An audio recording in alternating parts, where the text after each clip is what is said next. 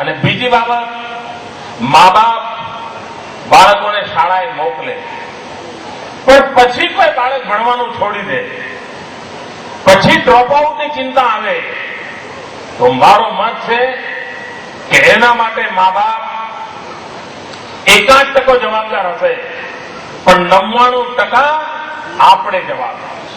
આ રાજ્યનો મુખ્યમંત્રી જવાબદાર છે, આ રાજ્યની સરકાર જવાબદાર છે, અને અહીં બેઠેલો પ્રત્યેક શિક્ષક જવાબદાર છે.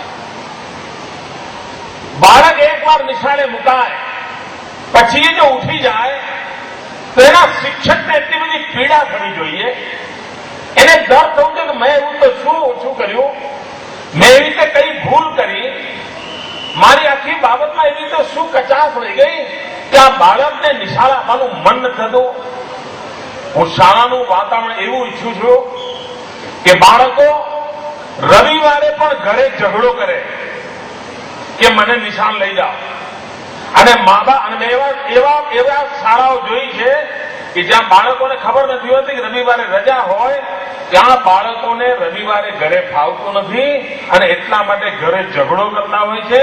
અને એવા મા બાપ પણ મેં જોયા છે કે બાળકને શાળા નહીં તો શિક્ષકના ઘરે કલાક માટે મૂકી આવતા હોય છે, અને એવા શિક્ષકો પણ જે જોયા છે કે એ કલાક માટે બાળકને પોતાના ઘરે રમવા માટેનો અવસર ઉભો કરતા હોય છે.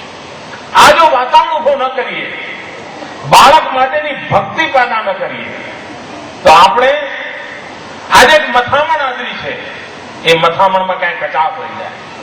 ગામડામાં ડ્રોપઆઉટ રેસ લગભગ 0 તરફ પૂર ઝડપે આપણે જઈ રહ્યા છીએ, પરંતુ શહેરમાં ડ્રોપઆઉટ રેશિયો ઘટાડવા માટે લોઢાના ચણા ચાવવા પડે એવી સ્થિતિ છે. શું આપણો સંકલ્પ ન હોય, સ્કૂલ બોર્ડના મિત્રોનો સંકલ્પ ન હોય કે 2010માં આ અમદાવાદ નગરીમાં, કર્ણાવતી શહેરમાં 0 ડ્રોપઆઉટ હોય, એક પણ બાળક નિશાળે આવે પછી એનું ભણતર પૂરું કર્યા વિના જાય નહીં, એની ચિંતા કરે. સરકાર કેટલી કાળજી લે છે. અહીં બેઠેલા જ્યાં મોટી ઉંમરના લોકો છે, તમે જયારે 5 વર્ષની ઉંમરના હશો, 6 વર્ષની ઉંમરના હશો, તમે 100 રૂપિયાની નોટ નહીં જોઈ હોય. 100 રૂપિયા કોને કહેવાય એ તમને ખબર નહીં હોય. આજે આ તમારું નાનકડી દીકરી શાળામાં પ્રવેશ કરે એની સાથે એક કમાટી થાય છે. 1000 રૂપિયાનો વિદ્યાલક્ષ્મી બોન્ડ એના હાથમાં મૂકે છે સરકાર, અને એને વ્યાજ મળતું થાય છે. 7મું ધોરણ ભણે ત્યારે વ્યાજ સાથે રૂપિયાનો ડલ્લો લઈને ઘરે જશે. જો આટલી મોટી વ્યવસ્થા ઉપાડી હોય સરકારે, પછી કોઈ કચાશ રહે, તો હું માનું છું ક્યાંક ને ક્યાંક આપણે એક સમાજ તરીકે, એક શિક્ષણના ધર્મ તરીકે ક્યાંક ઊના ઉતર્યા છીએ. અને કદાચ હવે આવું કાચું રહેશે, ભૂતકાળમાં જે થયું તે, અને કદાચ સમાજ એવા લોકોને સજા પણ કરી દીધી છે, પણ હવે આ કાચું ન કપાય એની ચિંતા આપણે કરવી જ પડે. અને તેથી રાજ્ય સરકારે ગયા 6 વર્ષથી ભૂતકાળની બધી ભૂલોને સુધારવાની સાથે સાથે નવી ભૂલો કર્યા વગર વધુ સારું કરવા માટેની એક જવાબદારીપૂર્વકની કવાયત આદરી છે. અને આ કવાયતનો લાભ, આ કસરતનો લાભ ગુજરાતના જીવનને મળી રહ્યો છે. આ વર્ષે રાજ્ય સરકાર એક નિરોગી બાળ વર્ષ ઉજવી રહ્યું છે.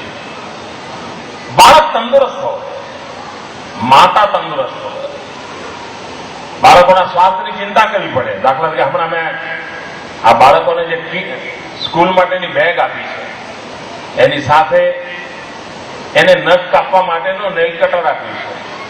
અને મેં નાના ભૂલકાઓને પૂછ્યું કે આ શું છે, તો એમણે કહ્યું સાહેબ આ નખ કાપવા માટેનો ચીપીઓ છે. એનો એને ખબર છે, એને ખબર છે. હવે આપણે જોવું પડે કે આ બાળક નિશાળે આવે તો એના નખ કાપેલા છે કે નથી કાપેલા, અને એકબીજા વિદ્યાર્થીને સોંપી શકાય કે ભાઈ તું તારે આના નખ જોવાના, તારે આના નખ જોવાના. એક સોશિયલ રિસ્પોન્સિબિલિટીનું એન્વાયરમેન્ટ ક્રિએટ કરી શકાય. નિરોગી બાળ વર્ષ નિમિત્તે આ રાજ્ય સરકાર આંગણવાડીના ભૂલકાઓને પોષક આહાર આપે છે. ન્યુટ્રિશનની ચિંતા દૂર કરવા માટેનું એક મોટું અભિયાન ઉપાડ્યું છે અને દેશમાં આંગણવાડીના બાળકોના ન્યુટ્રિશનની ચિંતા કરવાનો ઇનિશિયેટિવ ગુજરાતે શરૂ કર્યો, સેંકડો કરોડો રૂપિયાના શરૂ કર્યો.